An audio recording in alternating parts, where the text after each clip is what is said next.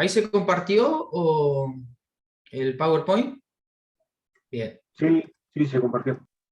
bien. Lo único, yo no sé los demás, pero lo veo. Ahora sí. Ahora sí. ¿Se nota raro?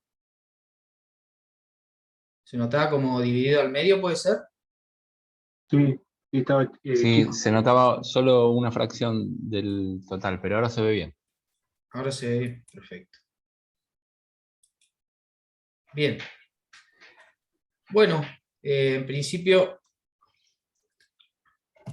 nuevamente nos saludamos, hermanos. Buenas noches y gracias por este tiempo de la atención que me van a brindar. Les agradezco yo a ustedes y en definitiva aprendemos todos. Para mí, cada vez que expongo algo de la palabra de Dios, es una cuestión de no solamente enfoque, de repaso, sino también de aprendizaje, de rediscutir algunas de las enseñanzas que tenía como concebidas. Y, y esta carta a Timoteo siempre ha sido muy especial para mí, desde que era chico. Eh, Así que bueno, quisiera orar para que el Señor nos guíe en este tiempo y después comenzar con la clase hablando acerca de esta epístola que pertenece al conjunto de las, como sabemos, de las cartas pastorales. Así que, Pedro, para no ser yo el que ore, ¿querés orar y después compartimos? Bueno, bendito Dios y Padre Celestial, Señor, te estamos muy agradecidos por este momento, por esta hora que vamos a pasar aprendiendo de tu palabra. Señor, te agradecemos mucho, te damos la gloria y la honra de todo esto. Te rogamos, Señor, que guíes a tu siervo en lo que nos va a compartir. También te rogamos, Señor, que quites en nosotros cualquier estorbo para que podamos entender bien tu palabra, que podamos suministrar tu palabra a nosotros y también que podamos tener un buen crecimiento y un buen entendimiento de lo que dice tu palabra, Señor, para que podamos llevar a nuestra vida, para que podamos ser cada día más formados en nuestro Señor Jesucristo y que también podamos aprender para poder compartir tu evangelio. Te damos muchas gracias por este momento, gracias por este momento que vamos a pasar y dejamos todo en tus manos, Señor, agradecidos en el nombre de Cristo Jesús. Amén, Señor.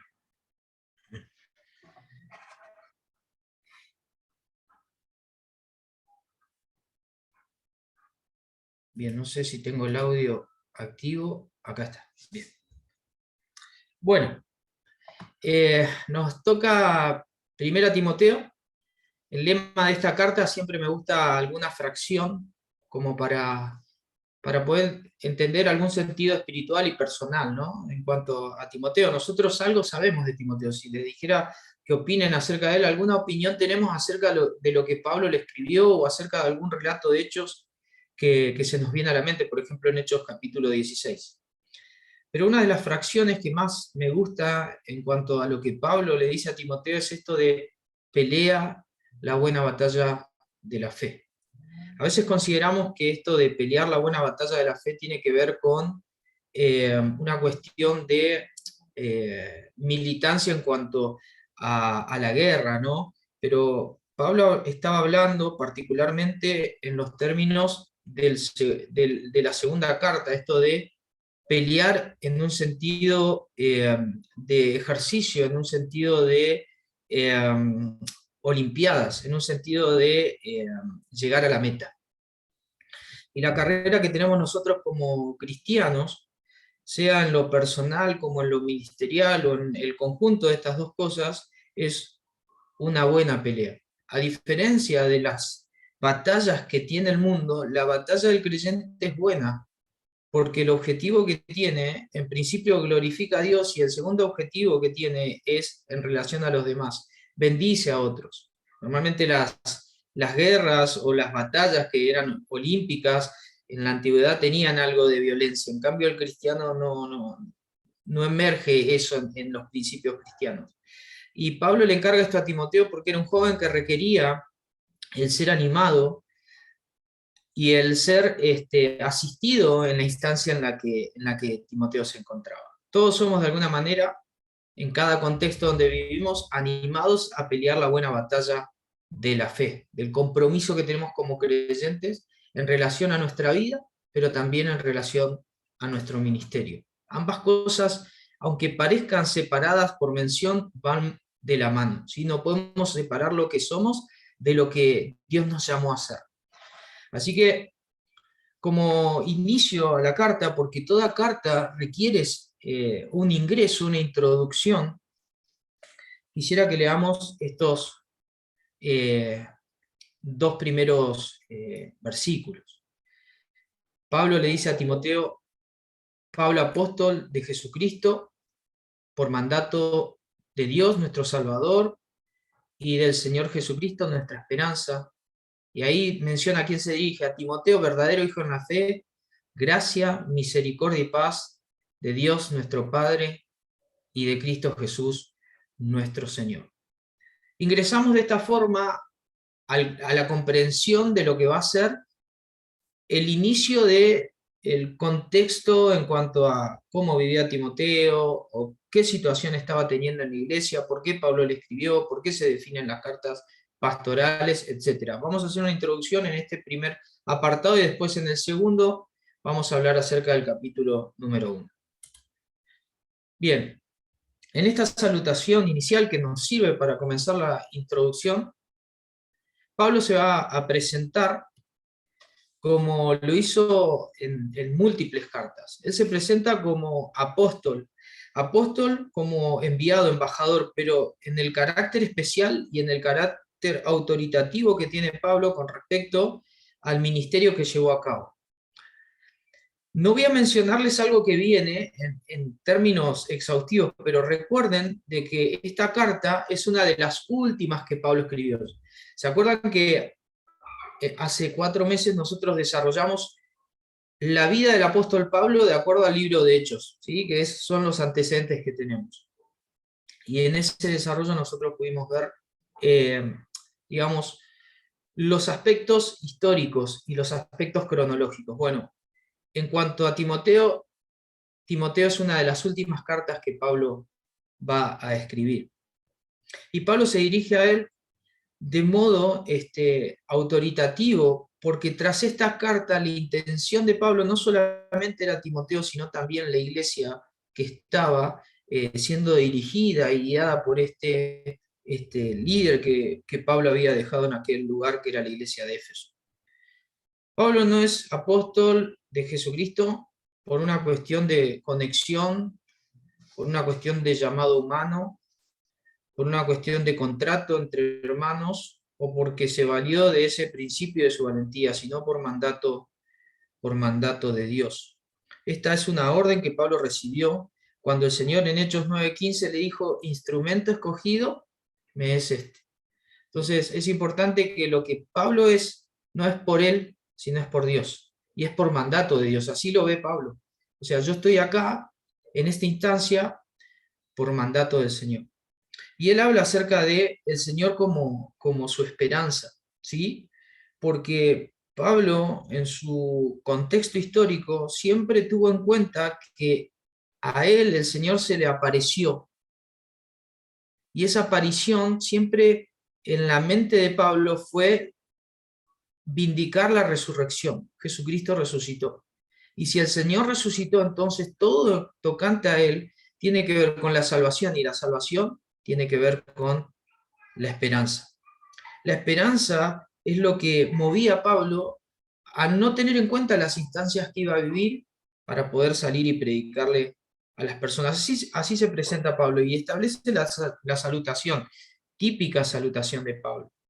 Gracia, paz y misericordia, ¿sí? Gracia tiene que ver con el favor. Yo había notado acá cómo se origina la cuestión. El favor de Dios es el punto de partida para todo, ¿sí? Es la gracia. Lo segundo que menciona Pablo es la misericordia.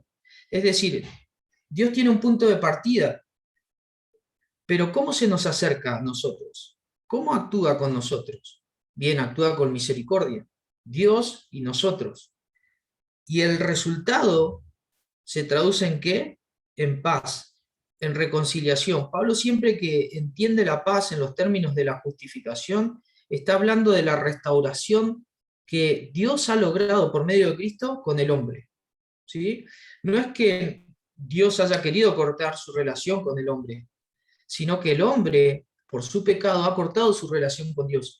Pero Pablo tiene en cuenta que estas tres formas de salutación tienen que ver con cómo Dios es, cómo Dios actúa y finalmente cómo se traduce este obrar de Dios en paz, logrando la paz con el hombre. Y finalmente él se dirige a Timoteo. Se dirige a Timoteo como verdadero hijo en la fe. Yo no sé si habrán escuchado acerca de este término, pero cuando dice verdadero hijo, utiliza una palabra técnica que se refiere a un recién nacido. Es como que lo apapacha un poco Pablo a Timoteo y le dice, vos sos mi hijito. Vos no solamente has conocido realmente a Cristo por medio de mi testimonio, pero también has crecido conmigo, te vi madurar en la fe. Te vi madurar en el crecimiento y en la situación de la obra, y eso ha sido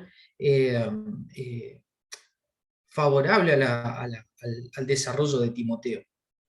Así que de esta manera y de esta forma, Pablo se presenta hacia Timoteo, no solo para que Timoteo entienda de quién le habla, porque Pablo a Timoteo se dirige como padre, sino porque la autoridad de esa carta debía además vindicar el trabajo que debía llevar Timoteo, y de alguna manera Timoteo tenía que decirle, miren, el que escribe es Pablo a la iglesia, y estas son las órdenes que Pablo tiene con respecto a mi ministerio. Bien, algo interesante que les puede parecer esto es quién escribió la carta. Y ustedes me dirán, bueno, acabamos de leer que Pablo se dirige a Timoteo, entonces ¿quién escribió la carta? Bueno, en realidad hay una discusión con respecto a la escritura, ¿sí? Y esta discusión tiene que ver con que en el siglo XVIII ciertos estudiosos de las escrituras, ciertos exégetas, comenzaron a preguntarse si realmente había sido Pablo el autor de esta carta o había sido otro el autor. Y ustedes me dirán, ¿es esto importante saberlo? Sí, porque esto es lo que se plantea hoy en cuanto a la carta de Timoteo. Esta es una situación que puede generar problemas en cuanto a la posición que tenemos con respecto a la carta, pero justamente mi idea es mencionarlo para que nosotros podamos afianzar de que justamente Pablo es el autor de esta epístola, o por lo menos la mayoría de los autores que pertenecen a la tradición han sostenido que Pablo ha sido el escritor. Cuando hablamos acerca de la omisión de la epístola, hablamos acerca de dos antiguos escritos que sostuvieron en cuanto a la carta de Timoteo. Algunos dicen, bueno, la carta de Timoteo fue quizás escrita por otro autor tardío, dice, quizás en el siglo II, y se le puso el nombre de Timoteo, con base apostólica, para que las iglesias las acepten por el valor que tenía esta carta, porque en definitiva tiene un valor doctrinal muy elevado. Entonces, los que sostienen que la carta no aparece en algunos manuscritos viejos, lo sostienen de acuerdo a estos dos manuscritos, el canon de Marción. El canon de Marción es uno de los más antiguos que existe, pero es un canon que no contiene otros escritos. De hecho, Marción, que apelaba al gnosticismo y sobre todo a las prácticas ascéticas, esto de separarse y abstraerse de ciertas costumbres, ciertos alimentos, ciertas prácticas para creerse un poco más santo, para que lo entiendan lo que habíamos hablado hace tiempo del gnosticismo. Bueno, Marción, algunos creen que intencionalmente había sacado las cartas pastorales. ¿Por qué razón? Porque justamente en esas cartas hay muchas críticas a las posiciones que Marción sostenía. Y esto está desarrollado en la historia. La omisión de la epístola también se encuentra en el papiro de Chester Beatty. ¿Quién es ¿Qué es este papiro? Bueno, lleva ese nombre porque fue comprado por mercaderes ilegales que había en Egipto. Y son manuscritos que tienen, digamos, mucha literatura de la escritura, mucho, pero carecen de los libros o de las cartas pastorales. Así que muchos dijeron, bueno, como estos manuscritos son viejos, entonces seguramente esta carta no pertenece al apóstol Pablo, y bueno, tenemos que pensar en otro autor, o quizás extrapolaron a Pablo para darle validez a la carta, lo que se llama pseudoepigráfico, pero no fue así. Otra base que tienen ellos es hablar del problema histórico, que esto es muy interesante y me llamó la atención para poder mencionárselos. El primer problema en cuanto a si la carta es más vieja a lo que Pablo se supone la escribió en el año 60, y esta carta, por ejemplo, aparece en el siglo II, refieren al problema histórico. ¿Qué sería el problema histórico? Bueno, el problema histórico es que los críticos apelan a que la situación que estaba planteándole Pablo a Timoteo no refiere a los principios de una iglesia, por ejemplo, en el año 60 después de Cristo, sino a tiempos posteriores. Sin embargo, nosotros vemos que, por ejemplo, Lucas desarrolla la vida de Pablo hasta el primer encarcelamiento, pero nunca Lucas menciona allí en el libro de Hechos la muerte del apóstol Pablo, ¿sí? Así que Lucas nunca toma la vida del apóstol Pablo de forma completa, y hubiera sido, yo considero a Lucas hubiera mencionado la muerte del apóstol Pablo si hubiera terminado en el libro de Hechos la vida del apóstol Pablo, pero no la menciona. Y esto es muy importante para decir que el problema histórico no tiene mucho asidero. Así que ese sería un punto. El segundo punto por el cual se duda que Pablo sea el autor y que haya sido un autor viejo es el problema eclesiástico. Aquí los críticos lo que hacen es referir el combate que existió con el gnosticismo. La iglesia ya estaba organizada, entonces tenía que tener un combate formal contra el gnosticismo. Pero aquí la primera respuesta que hay con respecto a esto es que el gnosticismo no nace en el siglo II. Quizás Pablo tiene algunas referencias que parecen en contra del gnosticismo, pero no necesariamente estaba apuntando hacia eso. Estaba apuntando a que había algunos problemas específicos en la carta, pero no necesariamente estaba hablando como, por ejemplo, cuando estudiamos en Colosenses, donde ya ahí Pablo estaba distinguiendo cómo el germen del gnosticismo comenzaba a aparecer entre los creyentes y tuvo que intervenir. Sin embargo, acá encontramos algunos detalles, pero, por ejemplo, no hay una cristología profunda, y el gnosticismo como base atacaba mucho sobre la cristología. Entonces, el problema eclesiástico no tiene mucho asidero. De hecho, algunos dicen que, por ejemplo, la carta de Timoteo está hablando acerca de formar líderes, por ejemplo, ancianos y diáconos. Sin embargo, ya cuando en San Ignacio, en el año 100 después de Cristo, ya había organización de clero ahí, había obispos y pastores, obispos y ancianos en diferente cargo, y por ejemplo, Pablo no menciona eso, por lo tanto, tampoco sería un problema. El tercero es el problema doctrinal.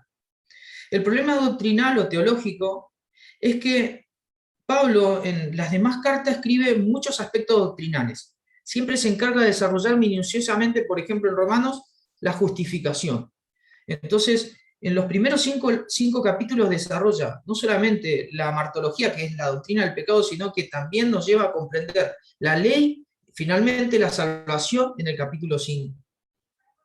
Aquí no desarrolla ningún aspecto específico con respecto a la doctrina. De hecho, Pablo menciona algunas cosas como estereotipadas. Por ejemplo, va a mencionar la fe como signo de doctrina, como signo de salvación, va a utilizar hasta un nuevo lenguaje, que es lo que viene. ¿Pero por qué digo esto? Y esto se responde claramente. En principio, ¿era necesario que Pablo apele a todas las doctrinas cuando escribe las cartas pastorales? Muchos de los eruditos dicen que no, porque justamente quienes acompañaron al apóstol Pablo durante su ministerio sabían de todo eso. acompañaron a Pablo, de hecho, en mucha de su conmovisión hablada, y por lo tanto sabía lo que Pablo pensaba. Y estos fueron Timoteo y Tito. Así que no hay ninguna base de prioridad en pensar que hay un problema doctrinal en la falta de desarrollo aquí de algunas doctrinas específicas, y por eso pensar que entonces el autor fue otro y no fue Pablo. Pablo simplemente se dirigió a Timoteo y a Tito con recomendaciones específicas. Y la ausencia de algunos datos no implica de que Pablo no haya desarrollado esta carta. Finalmente, el problema lingüístico es que hay un número inusual de palabras y nuevos enfoques que Pablo en otros escritos no desarrolla. Sin embargo, aunque Pablo hable de forma diferente, esto no apela a pensar de que entonces Pablo no fue quien habló. Simplemente tuvo un nuevo enfoque para la situación en la cual él estaba escribiendo. Así que estas críticas, digamos, de modo sencillo yo le estoy refiriendo, y después les voy a dar el material, son críticas que hoy siguen vigentes, y hay muchos eruditos que han tomado una posición dubitativa en esto. Por ejemplo, Gordon Fee, donde finalmente él dice, yo no sé qué decisión tomar con respecto a esto, sin embargo, él siempre apela un poco más hacia entender de que Pablo ha sido el escritor. Y obviamente, Pablo se dirige al joven Timoteo. Esto es entonces para decir, ¿fue Pablo quien escribió o fue otro? Bueno, la defensa que tratamos de hacer muy sencilla es entender de que Pablo ha sido el escritor de la carta y que los reclamos que se le hacen históricos, eclesiásticos, doctrinales y lingüísticos, en definitiva, por lógica, no necesariamente pueden escurrir a Pablo de la autoría de esta carta hacia Timoteo. Un poco para que recordemos el ministerio de Pablo, ¿de dónde escribió las cartas Pablo? Bueno, cuando hablamos de 1 Timoteo, hablamos de Macedonia, ¿sí? Sin embargo, cuando hablamos de 2 Timoteo, hablamos de Roma. Ustedes acuérdense que estas cartas fueron escritas en la cárcel, pero en el primer encarcelamiento. Luego Pablo tuvo que tener tiempo de estar en la zona de Asia, de Macedonia, de hecho estuvo en Éfeso, en Asia Menor, y después volver a estar preso en un segundo encarcelamiento y escribir la última carta referida hacia él. Podríamos decir muchas cosas acerca de esto, pero me parece que podemos ganar tiempo porque esto ha sido desarrollado en la clase anterior que vimos sobre la vida del apóstol Pablo cuando desarrollamos Colosenses. Simplemente les traí esto como para que recuerden un poco la instancia. ¿Se acuerdan cuándo fueron escritas las cronologías paulinas? Nosotros tenemos que Pablo fue encarcelado, y esto es lo que desarrollamos por Colosenses la vez anterior. Sin embargo, tenemos que después Pablo se presupone queda en libertad, y esto lo vamos a ver, y finalmente antes del martirio escribe, estando preso, la segunda carta a Timoteo. Así que cuando hablamos de las cartas pastorales, tenemos que pensar en las últimas cartas escritas por el apóstol. Acá, por ejemplo, el material del panorama del Nuevo Testamento, dicen que Tito se escribió desde Éfeso, ¿sí? No hay problema, algunos le infieren en Macedonia, otros desde Éfeso. Lo importante es que entendamos que cronológicamente estas cartas están al final, ¿sí? Están al final de la vida del apóstol Pablo.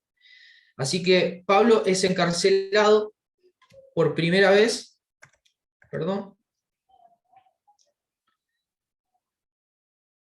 es liberado para seguir un ministerio y finalmente recibe su segundo encarcelamiento bajo el César, que en ese momento era Nerón, y de esa forma llega al fin de su vida.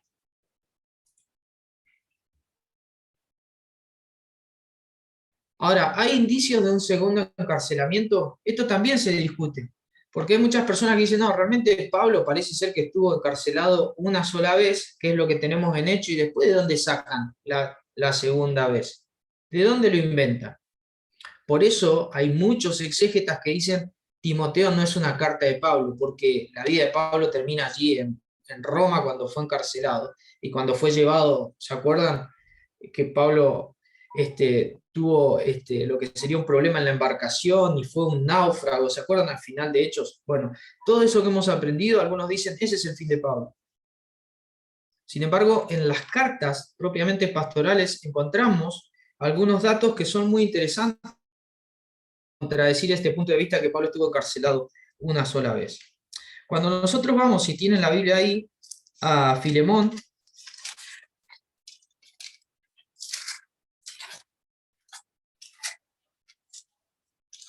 me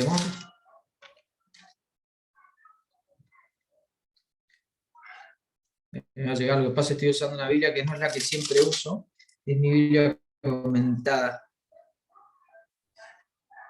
En el capítulo 1, verso 18, Pablo está planteando, dice, y si en algo te dañó o te debe, ponlo a mi cuenta, yo Pablo lo escribo de mi mano, yo lo pagaré, por no decirte que aún tú mismo te me debes también.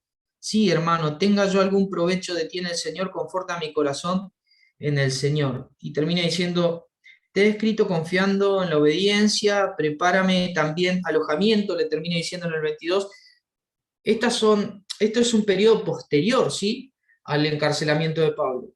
Pablo le está diciendo a Filemón que le prepare alojamiento. ¿Y cómo le va a preparar alojamiento si está preso?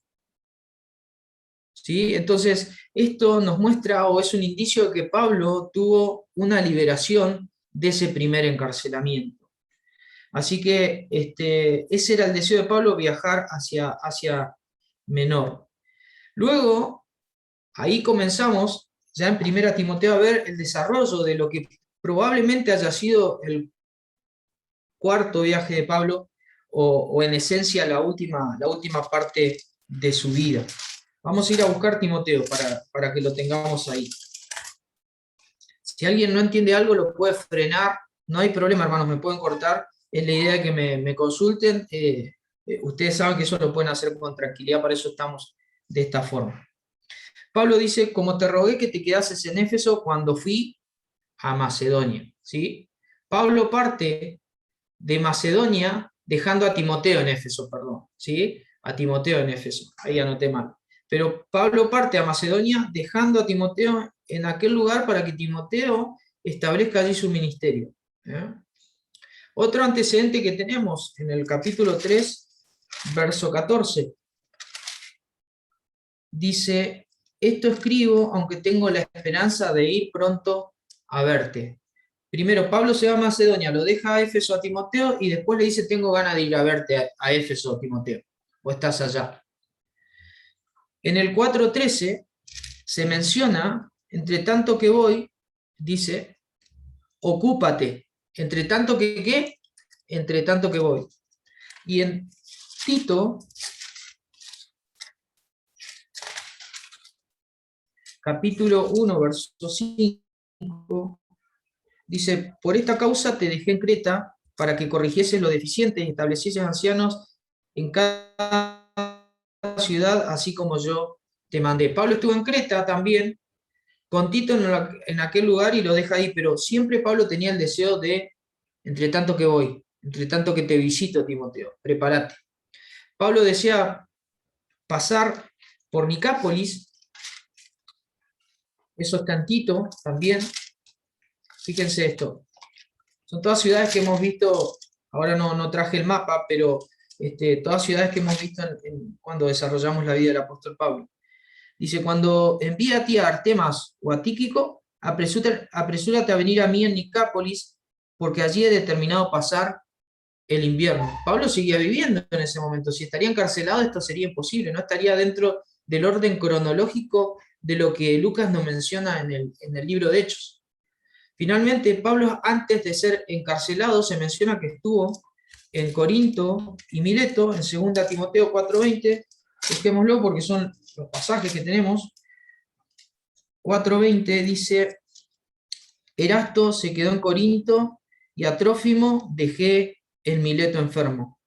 Y le dice, procura venir antes del invierno Eubulo te saluda, y Pudente, Lino, y otros nombres difíciles que siempre Pablo utiliza y menciona ahí en las cartas, que son hermanos, que para Pablo eran dignos de mención.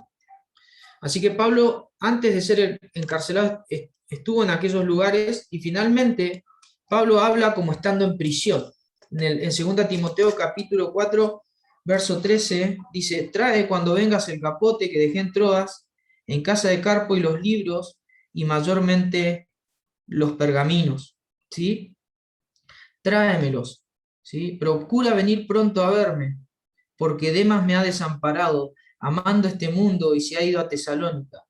Solo Lucas está conmigo. Hay una mención ya de Pablo retenido, y él sabía que el tiempo de su partida estaba cercano. Así que hay indicios de un segundo encarcelamiento, sí, en la segunda carta de Timoteo. Por lo tanto, lo primero que tenemos que pensar, Pablo le menciona en la primera carta de que él se iba a Macedonia, y en ese momento deja a Timoteo en Éfeso, y lo deja para realizar un ministerio, y Pablo tenía intencionalmente el deseo de verlo. Después vemos que deja a Tito en Creta. Ahí Pablo no está preso. Y finalmente vemos que Pablo sí ya está retenido en la segunda carta. Por lo tanto, hay un periodo de libertad entre 1 Timoteo y Tito, y después sí Pablo está encarcelado en la segunda carta a Timoteo. Así que esa sería más o menos la cronología. ¿Tienen alguna duda, alguna pregunta? ¿Hasta ahora bien? Bien. Me pueden detener.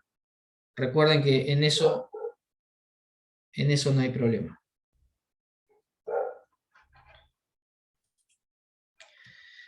Bueno, el destinatario. Timoteo, ¿quién es? Timoteo, obviamente, como nombre, significa el que agrada a Dios. Bueno, se menciona en la segunda carta que Timoteo tenía una abuela que era Loida, se ve que era conocida por Pablo, y su madre Eunice, judía y creyente. Eso lo dice en Hechos capítulo 16, verso 1. El capítulo 16 es muy importante porque aparece Timoteo, y aparece jovencito, incircunciso, recuerden eso, porque además su padre era griego, ¿sí? Entonces, vemos ahí, después llegó a Derbe y a Listra, y aquí había allí cierto discípulo llamado Timoteo, hijo de una mujer judía creyente, pero de padre griego, y daban buen testimonio de él los hermanos que estaban en aquel lugar. ¿Mm? Bueno, esto es dato importante de la vida, ya estamos metiéndonos en quién es el que recibe la carta. ¿Qué instrucción había recibido Timoteo? Bueno, en 2 Timoteo Pablo le dice: desde niño fuiste instruido en las Sagradas Escrituras. No estamos hablando del Nuevo Testamento, sino que estamos hablando de que Timoteo recibió todo el conocimiento que tiene que ver con respecto a la ley, ¿sí? Con respecto a las ordenanzas y los mandamientos que Dios estableció para su pueblo Israel. Y él había sido formado en la palabra. Había sido formado no solamente en la palabra, sino bajo el temor de la palabra. Entonces, esta mención de cierto discípulo llamado Timoteo es su primer mención, pero después vemos que Timoteo es llamado hombre de Dios por el testimonio que él tenía. Él daba un buen testimonio ante los hermanos de aquel lugar. Por eso Pablo lo adopta, lo ve útil para el ministerio, seguramente guiado por Dios para llamarlo. ¿Quién fue su instructor? Bueno, nosotros cuando hablamos de Timoteo siempre se nos viene a la mente aquel que le dice, o aquel que lo llama hijo. Y en Filipenses, capítulo 3, verso 5, dice lo siguiente: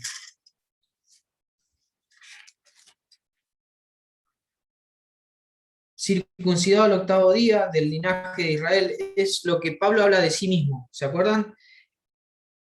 El instructor era Pablo, un antiguo nomianista, un antiguo legalista, podríamos decir, de la casta de los fariseos. ¿Se acuerdan que él, cuando discuten hechos con los fariseos, se distingue de los saduceos? Y a los fariseos les llama hermanos. Si bien él, siendo creyente, él, ¿por qué les llama hermanos? Porque tenía identidad en cuanto a la interpretación de la ley que los fariseos tenían. Y los fariseos creían en la resurrección, en los ángeles. En cambio, los saduceos no. Y él era de esa forma. Este fue el instructor de Timoteo, obviamente transformado por el poder del Señor, porque fue convertido al cristianismo, como sabemos, en camino a Damasco, fue llamado a ser un predicador por voluntad de Dios, y este fue el que llamó a Timoteo al ministerio, y lo consideraba su hijo amado y fiel en el Señor. ¿Cuál es el perfil que tiene Timoteo? Les hago una pregunta. A ver, acá voy a hacer una extensión de esto. Contesten sin miedo. Timoteo, ¿tímido o no tímido? ¿Qué les parece? Se les saco esto acá, sí. Tímido. Desarrolle. Un poquito. ¿Por qué opinás eso, Pedro? Porque en una de los capítulos lo exhorta a que no sea tímido, a que sea más valiente, sé valiente, le dice, fuérzate. Entonces veo como que Timoteo era un poco tímido, se estaba quedando así como apachucho, una cosa así. Bien. ¿Alguna otra opinión? ¿Alguien le quiere discutir a Pedro? Sin No, miedo. tímido también. Tímido. Porque dice en 2 de Timoteo 4:2, Sí. Pablo le exhorta, que dice que prediques la palabra, que inte a tiempo y fuera de tiempo, redarguye, reprende, exhorta, con toda paciencia y doctrina. Y ahí le dice, porque vendrán tiempos peligrosos y todo, como diciendo, a ver, animate, Timoteo. O sea, te tenés que tirar al agua. Bien. Bien, hay una doble posición con respecto a esto. Hay un carácter de Timoteo desarrollado que parece ser que era una persona que de grande te tenés que circuncidar, ¿sí? Y él lo hizo sin ninguna clase de problema. A ver, si no estás decidido por la obra, ni lo hubiera acompañado el apóstol Pablo, no hubiera empezado el ministerio, no se hubiera marcado el prepucio. Lo hizo por amor a la obra, lo hizo por amor al Señor, para no tener impedimento con respecto a los judíos, pero lo hizo a causa del Evangelio, no por sentirse más identificado con su propia nación, aunque le convenía para poder predicarle a los de su propia nación. Pero sin lugar a dudas, yo concuerdo mucho con esta visión que presenta John Stott. En primero Pablo lo describe como un ministro joven, ¿sí? Y lo pone en un contexto de dificultad. Él en 1 Timoteo 4:12 dice, nadie te tenga en poco por ser joven. Y en 2 Timoteo 2:22 le dice, huye de las pasiones juveniles. La juventud podría haber implicado un problema en cuanto a la aceptación del ministerio de Pablo. Algunos dicen que quizás Pablo, por haber sido una marca muy grande en la iglesia de Éfeso, era una fuente de comparación para el resto de los hombres que iban en comisión de autoridad y de enseñanza para la iglesia. Entonces, como que todo lo contrastaban con él, y a veces el que no cuadraba con Pablo, entonces... Pero eso es simplemente una opinión. Ahora se piensa que es naturalmente tímido, porque en 1 Corintios 6:16-10 dice, y si llega Timoteo, mirad que esté con vosotros con tranquilidad. Allí la palabra tranquilidad tiene que ver con que esté dispuesto y con que no esté abatido ni con miedo. Así que quizás esto habla un poco, en principio, de que no todos tienen el carácter que Pablo tenía en cuanto al ministerio. Y esto es muy importante. El ministerio no se basa en sí mismo en el carácter humano, sino en la obra que Dios hace más allá del carácter que tenemos, más allá de las limitaciones naturales que tenemos. Se basa en su poder más que en nuestra propia capacidad.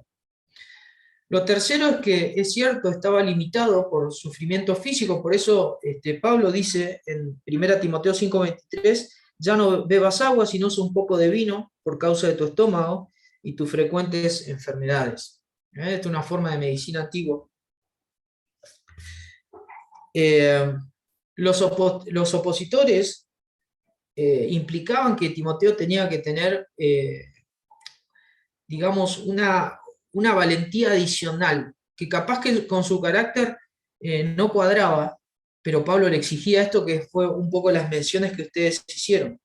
Pablo le dice, como te rogué que te quedases en Éfeso cuando fui a Macedonia, para que mandases a algunos a que no enseñen diferente doctrina, pero después le dice que ninguno tenga poco tu juventud. Entonces es difícil entender la situación de Timoteo, pero Pablo lo tiene que soltar a eso porque justamente quizás era una carencia que tenía Timoteo y que Pablo la conocía, pero estamos especulando. Realmente Pablo no nos dice cuál es el carácter de Timoteo, pero Timoteo recibe exhortaciones sobre su carácter. Finalmente, en general existía una presión exagerada del Estado que recibía Timoteo. Por eso en la segunda carta Pablo le va a decir en el capítulo 4 o 5, pero tú sé sobrio en todo, soporta las aflicciones, haz obra de evangelista, cumple tu ministerio. Porque yo ya estoy para ser sacrificado y el tiempo de mi partida está cercano. Así que Timoteo tenía una presión, no solamente por la instancia de él, sino que imagínense, papá Pablo está cerca de ¿qué? De morir. Así que había una presión en Timoteo. Sin embargo, su perfil, más allá de cómo lo entendamos, no lo sacó del ministerio, sino que en su perfil él fue fortalecido para continuar la tarea a la cual había sido encomendado en la iglesia allí en Éfeso. En cuanto a su progreso, bueno, había sido un niño educado en las Escrituras, fue llamado cierto discípulo, aprendió de Pablo en cuanto al compañerismo, la visión, lo acompañó. Y luego fue llamado un colaborador del Evangelio. Pablo lo tuvo por fiel, por colaborador de él. Por eso Pablo es quien lo deja a él en Éfeso y a Tito en Creta. Finalmente, en el capítulo 6, verso 10 de esta carta, en Timoteo, él le va a decir hermosas palabras, nosotros las desarrollamos en la iglesia. Dice 6:9, perdón, dice porque 6:11, perdón, dice, mas tú, oh hombre de Dios, mas tú, le dice a su hijo en la fe Timoteo, oh hombre de Dios, huye todas las cosas que te alejan y pelea la buena batalla de la fe. Así que todo esto que estamos viendo tiene que ver un poco con no solamente el perfil de Timoteo, quién es, sino también el perfil de él en relación a su contexto. Pablo envía a Timoteo a Éfeso, es lo que vimos, y vamos a desarrollar un poco más adelante esta cuestión. El ministerio de Timoteo se puede dividir en tres aspectos en cuanto al legalismo. Pablo le va a mencionar que habían algunos que querían guardar la ley, como los nominianos. Pablo sabía mucho de esto porque él había querido ser un buen observante de la ley, pero se dio cuenta que la ley no servía para eso. Pablo sabía de esto porque había llevado así toda su vida, de hecho por esa causa había perseguido el cristianismo. Y Pablo hace una mención en el capítulo 1. Pablo también va a hablar acerca del antinomianismo, es decir, hay muchos cristianos que creen que por aceptar a Cristo entonces pueden vivir como quieran. Entonces tenés el extremo legalismo que quieren cumplir la regla y no pueden, pero tenés también otros que dicen yo creo en Dios y vivo como quiera. Pablo también va a hablar de que no se puede ser cristiano y vivir de cualquier forma. Por eso Pablo establece no solamente prioridades para las vidas de las personas, para que vivan en orden, sino también para Timoteo. Porque Timoteo tenía que ser un ejemplo ejerciendo autoridad y corrigiendo. Y hay algunos atisbos del gnosticismo no propiamente dicho que tiene que ver con el tema del conocimiento y algunas cuestiones prácticas. Éfeso. Éfeso es el lugar donde se menciona, allí en el capítulo 1, donde te dejé, Timoteo. Yo te dejé en aquel lugar mientras iba camino a Macedonia. Éfeso era una ciudad portuaria, tenía un gran comercio, ¿sí? Pero un comercio, les diría, exagerado, desarrollado. Por lo tanto, era cosmopolita, venía gente de todo el imperio y daba vueltas en aquel lugar. Había mercaderes, había intereses comerciales de intercambio, era una gran ciudad. Dice que se miraba a lo lejos la ciudad y por haber sido construida al mármol brillaba. era una ciudad también que era pagana. Allí en aquella ciudad había un gran número de dioses, pero entre ellos estaba el gran templo de Artemisa, que se sostenía eh, por lo que sería, ¿cómo sería? Columnas, en más de 100 columnas. Era un templo impresionante para la construcción de la antigüedad. Y esto está bueno porque allí estaba la iglesia donde Timoteo se congregaba. En ese panteón de alrededor de 50 ídolos que ellos tenían, estaba la diosa Artemisa, que es conocida también como Diana. Esta diosa tenía algunas particularidades que todavía están siendo reinterpretadas. Una de ellas es que esta diosa era la diosa que había venido supuestamente del cielo, hija de Zeus y hermana de Apolo. Tenía ciertas características, porque decían que esta diosa era una virgen y era la dueña y protectora de la vida animal y salvaje, por eso esta estructura. Algunos ven que en esta pechera lo que se exponen son los senos de Artemisa, pero eso está en discusión. Más allá de lo que sea, se valoraba allí aquella gran diosa Diana, y de hecho se menciona en Hechos, capítulo 19, 35, que ella era la guardiana del templo. Y todos le promovían culto. ¿Ustedes se acuerdan del tema de los plateros, el problema que apareció cuando Pablo comenzó a predicar en aquel lugar? El evangelio fue un gran problema en Éfeso. Por lo tanto, hubo un gran revuelto y todos los hombres gritaban y daban culto a la gran diosa llamada Diana. Así que en aquel lugar lleno de personas de diferentes culturas, lleno de paganismo, ¿sí? También había en aquella ciudad lo que son los juegos atléticos. Había la magia, la música, era una ciudad también filosófica. Allí se desarrolló lo que era el pensamiento de Heráclito con respecto al verbo, con respecto al sentido de la palabra. Se creía en un Dios impersonal, y también era una ciudad muy lujosa. En todo eso estaba Timoteo tratando de redirigir la vida de la iglesia, impactando la vida de los hermanos en aquel lugar. Por eso estos contextos parecen a veces inútiles, pero realmente lo son.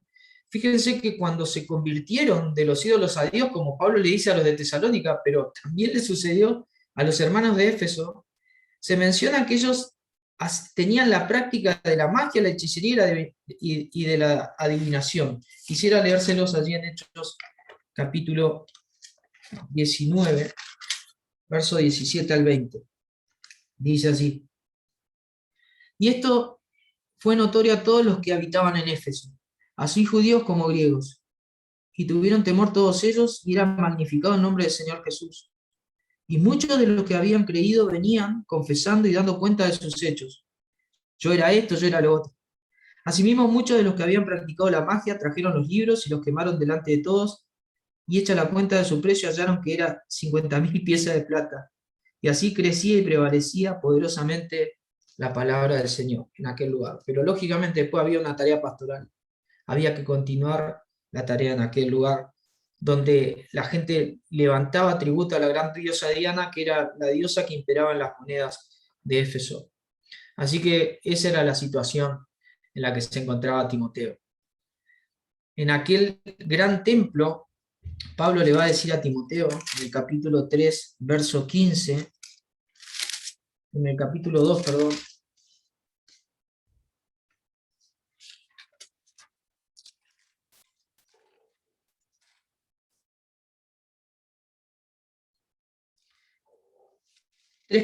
aquí. Esto le dice, para que sepas para que si tardo sepas cómo debes conducirte, fíjense, en la casa de Dios, ya no el templo pero allí estaba ese templo. Le dice que es la iglesia del Dios viviente, columna y baluarte de la verdad. Fíjense el contraste. Pablo exhorta a Timoteo que sepa cómo dirigirse en un lugar donde las personas le hacían culto al paganismo. Y él dice que hay una sola iglesia y que es la iglesia del Dios viviente. Esa es la iglesia que es columna y baluarte de la verdad. Así que no hace falta decir que Timoteo estaba ministrando en una sociedad judeo-cristiana, para nada. Timoteo salió de su comodidad y estaba en un lugar muy hostil para la fe. Sin embargo, allí estaba Timoteo. Así que más allá de su carácter, vemos que él se sobreponía a esa instancia y estaba haciendo la tarea que Pablo le había encomendado de parte del Señor, obviamente. ¿Cuál es la problemática que encontramos en esta carta? ¿Encontramos alguna problemática? Sí, encontramos bastante. No una, sino bastante. Pablo va a hacer mención a muchos de los aspectos que hicieron mella en la iglesia de Éfeso, y de la cual Timoteo tenía que estar abocado como tarea, como ministerio. Pablo va a hablar acerca de que es necesario el orden en la iglesia, el orden de conducta, el orden de formas, para poder de esa forma contrarrestar la influencia de los falsos maestros, porque cuando hay orden se detecta dónde está la desviación. Así que Pablo habla acerca de este orden para decirle, esto es necesario, aún en lo doctrinal, para entender dónde está lo insano y que está tratando de desviar a los hermanos en aquel lugar. Así que él va a mencionar a los que enseñan diferentes doctrinas, en el 1.3, a los que se desvían del corazón limpio, de la buena conciencia, en el 1.6, a los que se apartan a vana palabrería. Va a mencionar a aquellos que no tienen suficiente entendimiento, pero toman posición como si lo tuvieran. Va a mencionar a los que se oponen a la sana doctrina, a los que naufragan en cuanto a la fe. Esto tiene que ver en cuanto a la fe de lo que implica la salvación y la salvación puesta por práctica. Va a hablar acerca de los que blasfeman, de los que apostatan, de los que escuchan espíritus engañadores, de hipócritas y mentirosos, los que tienen cauterizada la conciencia. Va a hablar de los que se apartan en pos de Satanás, de los que persisten en pecar, de los que se extravían de la fe. Todo esto tiene que ver con lo mismo. De hecho, va a hablar de aquellos que participan en cosas, en pláticas innecesarias, y de los que están usando la piedad para obtener, por ejemplo, ganancias materiales. Pablo va a mencionar muchas problemáticas que son comunes a las iglesias, y que gracias a estas exhortaciones que recibe Timoteo, nosotros somos exhortados también en él. Esto es muy interesante. Gnosticismo en la segunda carta, bueno, podríamos decir que en algunos aspectos sí. Algunos lo que tratan de mencionar a través de estos puntos es que nuevamente la carta es un poco más vieja y por lo tanto Pablo no sería su autor. Esto yo se los voy a dejar como material para no confundirlos, pero yo se los voy a enviar como PDF al finalizar la clase para que lo tengan. Pero hay muchos autores que apelan a que algunos términos de Pablo parecen ser un gnosticismo como en desarrollo, pero la realidad es que son simplemente confusiones, y esto yo se los voy a pasar después para que lo lean y lo tengan. Pablo va a hablar acerca del Evangelio, y esto me parece mucho mejor. Va a usar la palabra fe para referirse a todo aquello que tiene que ver con respecto a la verdad de la palabra resumida en el Evangelio. Ustedes saben que siempre el Evangelio es mencionado como lo que se necesita para ser salvos.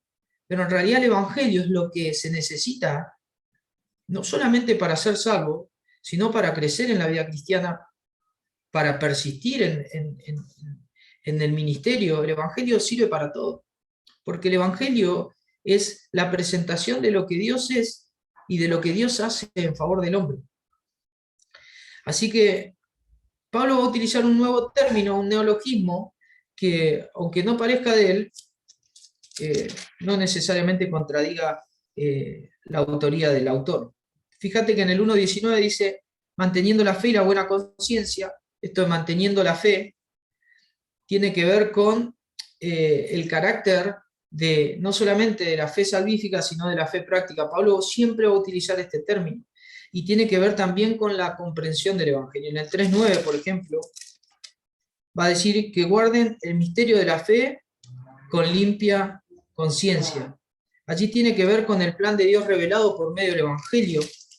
En el 4.1 dice, pero el Espíritu dice claramente que en los postreros tiempos algunos apostatarán de la fe.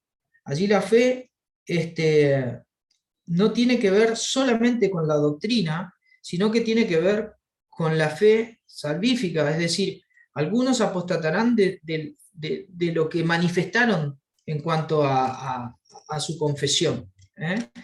Van a volverse atrás.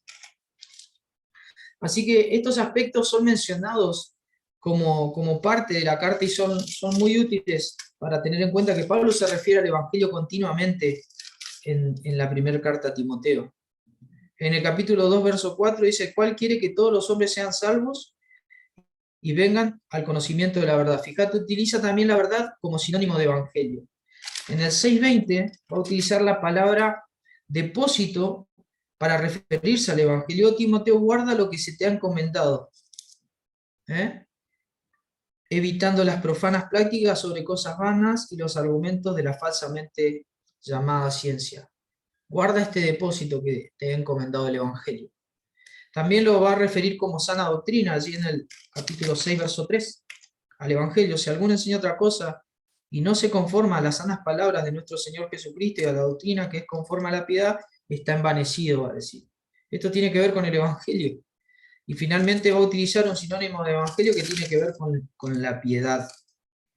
Porque él dice, e indiscutiblemente grande es el misterio de la piedad. Grande es el misterio que el Evangelio encierra. Dios fue manifestado en carne, ese es el Evangelio, justificado en el Espíritu, visto de los ángeles, predicado a los gentiles, creído en el mundo y recibido arriba en la gloria. Ahí tienen muchos más textos como para hacer mención a esto. Ahora, ¿por qué nos referimos a estas cartas como epístolas pastorales? Así fueron denominadas y definidas desde el siglo XVIII. La idea de definirlas así es que el fin fue agrupar estas tres cartas en un conjunto, ya que en estas tres cartas se van a mencionar aspectos que tienen que ver con el liderazgo. No solo en un sentido de ser un manual de cómo liderar la iglesia, sino que tiene que ver con todos los aspectos ministeriales que abarcan la vida de dos jóvenes, pero que sin lugar a dudas sirven para toda la iglesia a posteriori. Así que Timoteo y Tito fueron ministros enviados por Pablo a misiones específicas según la necesidad que hubo en ese momento. No se menciona que Tito y Timoteo fuesen ancianos, sin embargo tenían un rol de liderazgo para continuar fortaleciendo el trabajo que Pablo había hecho con anterioridad. Así que bueno, esto sería importante que lo sepamos. No fue una definición temprana el hecho de que se llamen así epístolas pastorales. Y bueno, finalmente, ante el primer descanso, que me parece que va a ser necesario, algunas preguntas quizás que me quieran hacer, es el bosquejo que vamos a tomar de la carta en las dos clases que nos quedan y en esta porción. Vamos a hablar de las instrucciones que da Pablo tocante a los maestros de la iglesia, tocante al culto de la iglesia, tocante a la apostasía que se hace evidente en la iglesia, a los miembros de la iglesia, a los falsos maestros.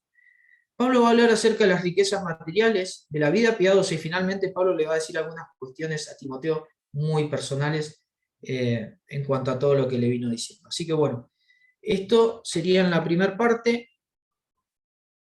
No sé si tienen alguna pregunta.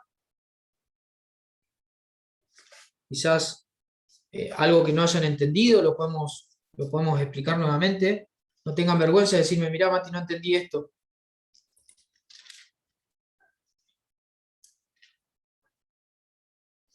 Me gustó la imagen del inicio ahí, el pase al testimonio, por lo que te estuviste hablando en toda la hora, ¿no? De Pablo a Timoteo, enseñándole y atribuyéndole también las responsabilidades de continuar con el Evangelio, con el evangelismo en el lugar donde estés. Bien, hermano. Sí, yo pensé exactamente lo mismo. Esa lectura que hiciste fue la lectura que yo entendí. Esto de pelear la buena batalla de la fe tenía que ver para Timoteo no solamente con su carácter, sino también con el propósito que Dios le había establecido. Y ahora vamos a ver un poco en este primer capítulo cómo Dios lo llama al ministerio y cómo Pablo utiliza ese llamado para reforzar eh, el sentido del empuje que le estaba haciendo a Timoteo a través de esta carta.